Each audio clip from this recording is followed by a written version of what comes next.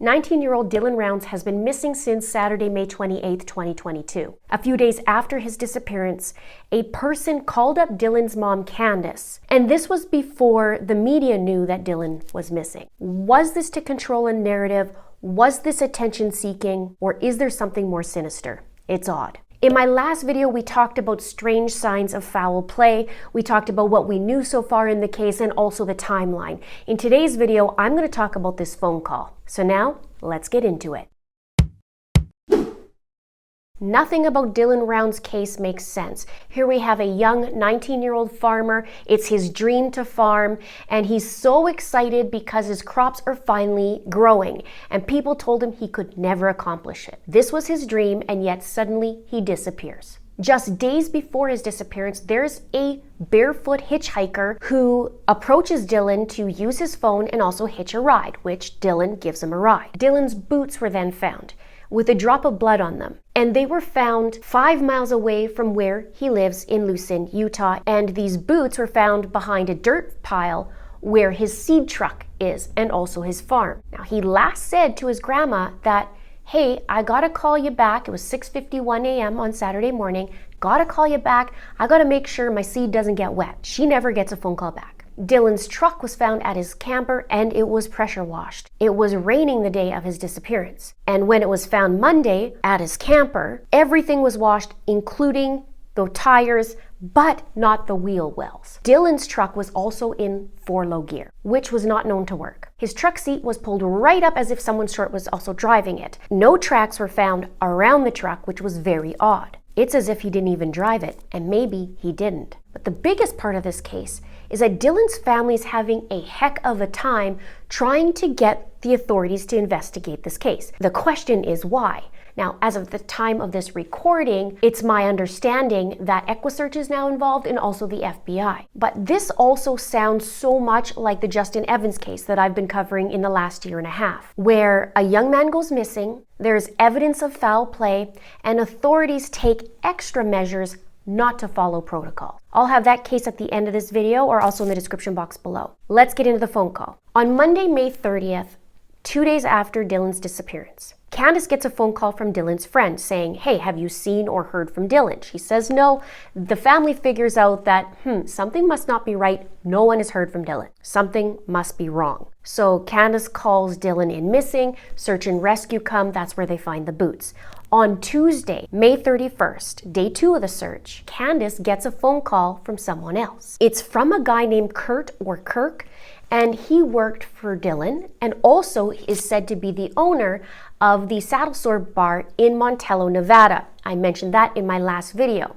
That's where Dylan was last seen publicly, which was on the 26th, Thursday, and he was at this bar. This is where he goes to get food. It's one of 2 restaurants. So Candice is told by this Kurt or Kirk guy that Dylan has been abducted. And the guy says that he knows exactly where he's at and that he's with this barefoot hitchhiker named Chase and also some other guy. And he says that he may or may not be alive and they're beating him. Kurt also says that he's watching the place where Dylan is and he knows that they have Dylan. So Candice and her family said they hauled butt to Montello, and Dylan's dad Justin calls the detectives in Utah 3 times. And they said, you have to call Nevada because Montello's in Nevada. You can't call us. Blah, blah, blah. And Justin says, if you guys aren't going to handle it, I'm going to take things and matters in my own hands. That's when Candice makes a 911 call saying, Dylan is being held hostage. We need somebody there right now. And Candice had already made a missing persons report, but Utah never told other law enforcement. So when Candice makes the call in, that 911 call, they have no idea what's going on about a missing person. So 6 officers were sent. They go to this house of this other guy, not the barefoot guy. They go through his house. They go through his property and everything. Dylan is nowhere to be found. Candice said she talked to Kurt a few times. He lied. He also lied about the date when he last saw Dylan at his bar. There was confusion because we heard in different interviews it was Thursday the 26th, Friday the 27th, and it was conflicting. Law enforcement ends up putting out a press release and says, no, it was in fact Thursday the 26th. Candice says that this Kurt guy said, no, it was the 27th that we saw him. But that's turning out to not be true. And it was confirmed that it was Thursday through a bank transaction. And there haven't been bank transactions or anything since. That call had so many discrepancies. Why is that? Why lie? Now, while I was researching, I came across some really interesting information.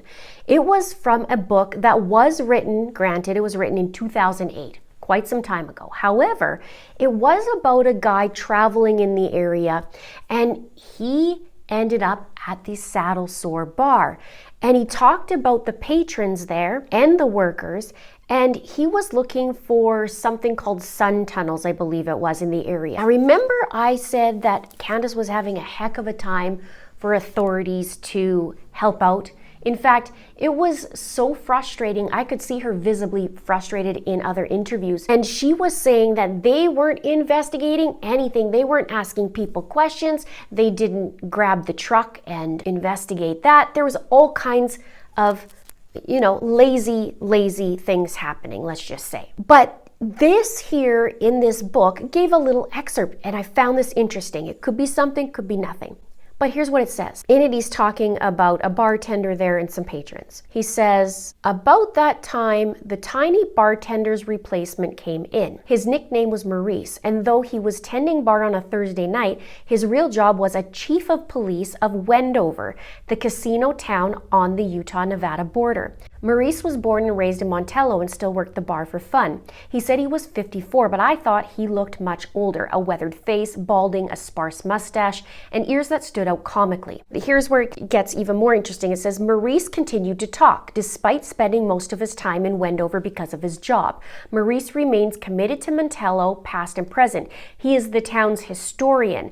As a policeman, he was required to attend conferences and legislative sessions in Carson City and Reno, which he had done with glee when he was younger, taking the opportunity to raise hell. But as he got older, he said raising hell had started to seem like a waste of time. So instead of hitting the casinos and glitzy bars, Maurice started using these trips to better understand his history, going to state libraries and archives when not attending sessions. This book is called Spiral Jetta, a road trip through the land art of the American West. I'll have that link in the description box below. But I thought that, okay, two things here. Number one, he's kind of a historian, and he was, or maybe is, the chief of police. That's quite a few years ago, I'm guessing. He's retired. But he would know a lot of history of the area, and maybe he'd be a really good resource.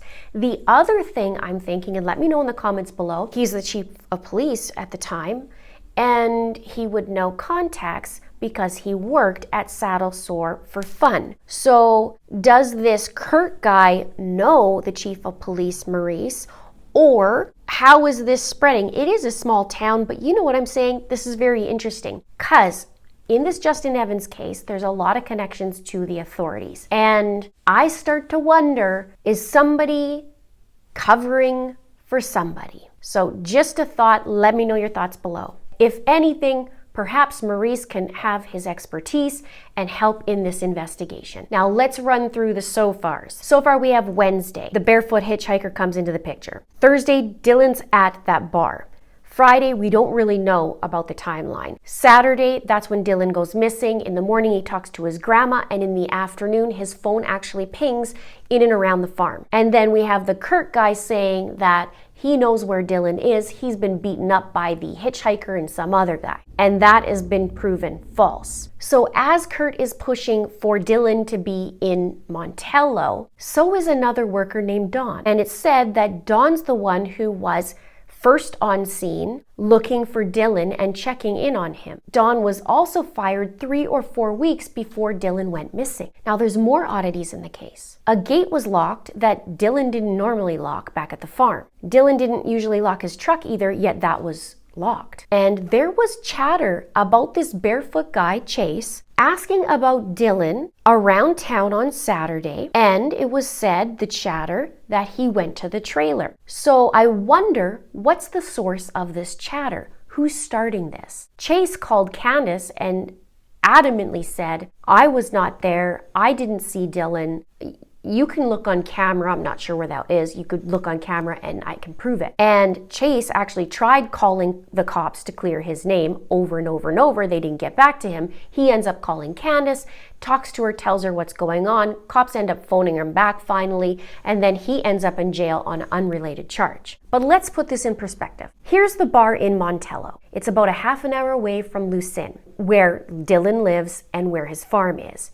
Now, here's the boots. If Dylan was in Montello, why would his boots be, which is his only boots he wore, at the farm and 100 yards away from the grain truck behind a dirt pile? It sure seems like someone didn't want them to be found. Or maybe someone did want them to be found but had to put them behind the dirt pile. Let me know your thoughts. Now, the dirt pile is actually in the opposite direction of where you go to head to his camper. And also, that grain truck is at the farm. Dylan's truck is back at the camper. If Dylan was in such a hurry at 6:51 a.m. talking to his grandma, why wouldn't his truck be back at the farm? Unless Dylan disappeared right when he was coming out talking to his grandma, or he dealt with the farm and went back to his camper. But then why is his boots out there, right? Remember, it was raining that morning. Now, both workers are pointing to Montello. So my question is, who actually saw Dylan last? And why the fabricated phone call? Or is there actually some truth to it, just not the whole truth?